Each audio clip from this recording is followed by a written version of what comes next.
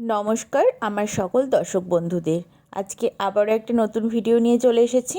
যেহেতু সবাই 9টার মধ্যে স্কুলে বেরিয়ে যায়, সেই জন্য রান্নাটাও সেরে নিতে হয় 9টার মধ্যেই।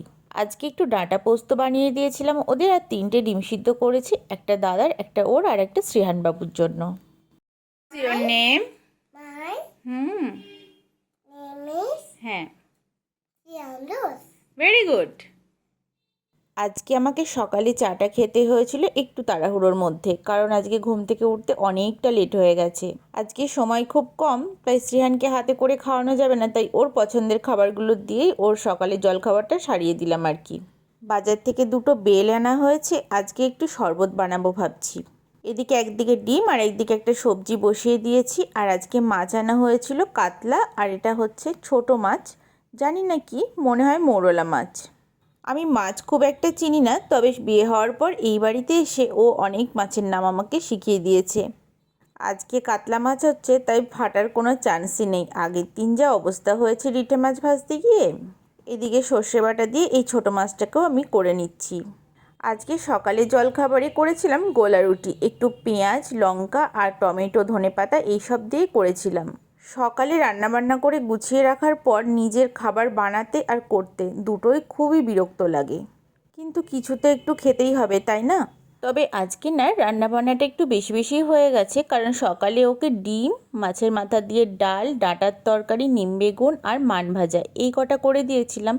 পরে আবারও একটা সবজি করেছি, মাছ করেছি, আর আমাদের জন্য আবার নিম বেগুন করেছি।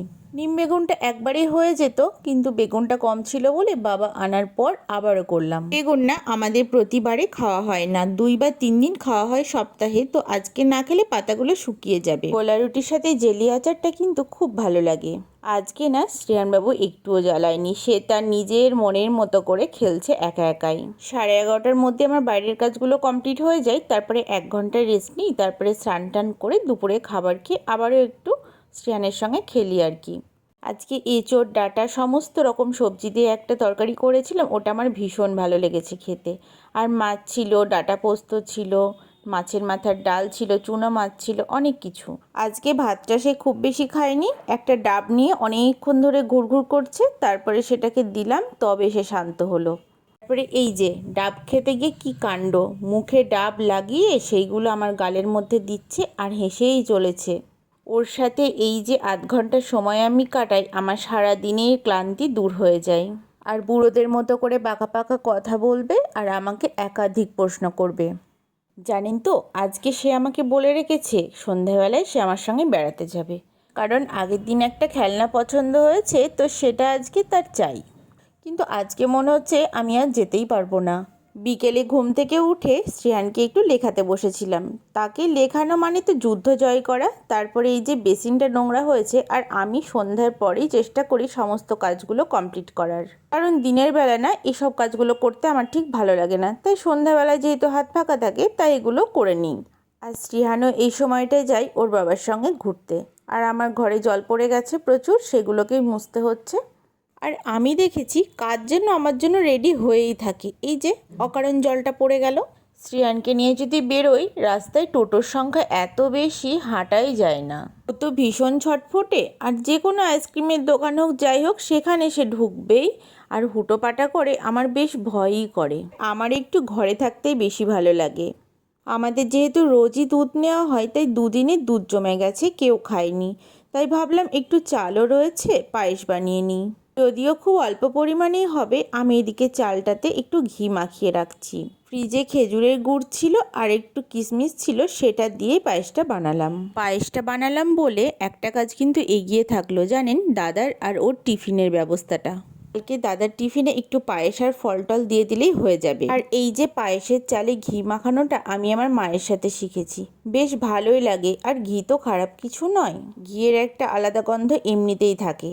আজকে সন্ধ্যাবেলায় রান্নার পিসি শুধু রুটি করে দিয়ে গেছে, যদিও ঘুগনির জন্য মটর ভেজানো ছিল, কিন্তু ছোটদির বাড়ি থেকে অনেকটা চিলি চিকেন দিয়েছে, তাই ঘুগনিটা বেকার বেকার নষ্ট হবে, তার জন্য মটরটা ফ্রিজে দিয়ে দিলাম, আর চিলি চিকেন দিয়ে রুটিটা খাওয়া হলো। আর এদিকে আমি একটু মুগ ডাল ভেজে সিদ্ধ করে রাখছি। কারণ সকালবেলায় না এই ডাল সিদ্ধ করতে অনেকটা সময় লেগে যায় আর গ্যাসটাও জুড়ে থাকে। অন্যান্য দিন সকালে আমি ডাল করি না, কারণ ডালটা খুব একটাও পছন্দ করে না। তবে মাছের মাথা দিয়ে মুগ ডালটা একটু ভালোবাসে।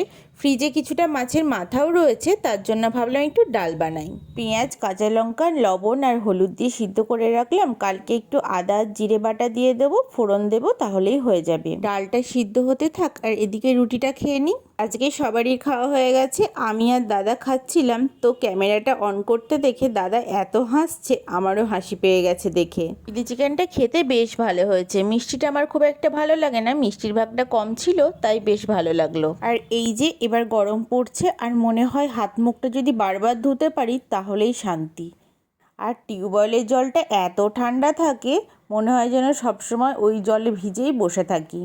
আর আমি না একটু অন্যমনস্ক হয়ে যাই আর ভুলে যাই সব কিছু। তাই ঘরে আসার আগেই মনে হয় গ্যাসটা বন্ধ করেছি কিনা, এই সব ভাবতে ভাবতে বারবার রান্নাঘর আর ঘরের ভেতরে। সব শেষে না নিজের পেছনে এই সব সময়গুলো নষ্ট করতে ইচ্ছাই করে না, মনে হয় একটু শুয়ে পড়ি, তারপরে সবাই মিলে একটু গল্প করে ঘুমিয়ে যাই। কিন্তু দিনে দিনে স্কিনের আর চুলের যা অবস্থা হচ্ছে, একটু যত্ন না নিলেও হচ্ছে না। আমার স্কিনটা না ভীষণ ড্রাই, তাই আমাকে 12 মাসই বডি লোশনটা সাথে রাখতে হয়। জানেন, আজকে না মনটা ভালো হয়ে গেল। গত বছর এই সময় আমরা সকলে দীঘা গেছিলাম, মানে আমার বাড়ি থেকে আমার কাছের মানুষটা সবাই, মাসি, মেসো, ভাই, বোনু, মা, বাপি, আমরা সবাই। জীবনে এরকম অনেক ভালো মুহূর্ত থাকে যেগুলো স্মৃতির খাতায় সারা জীবন তোলা থাকে। আর এই যে রাতে শুতে যাওয়ার আগে তার মাথায় এসেছে স্যান্ডো গেঞ্জি পরবে। এখনও কি স্যান্ডো গেঞ্জি পরার সময় এসেছে বলুন তো? যাই হোক, আজকে এই পর্যন্তই। আসছি নতুন কোনো ভিডিও নিয়ে। আর আজকের ভিডিওটা যদি ভালো লাগে অবশ্যই লাইক করবেন আর কমেন্ট করবেন কেমন লাগলো। আর ভালো লাগলে অবশ্যই চ্যানেলটিকে সাবস্ক্রাইব করে দেবেন। এত ভালো লাগছে? তোমার কি খুব গরম লাগছিল? হ্যাঁ? ওঠো।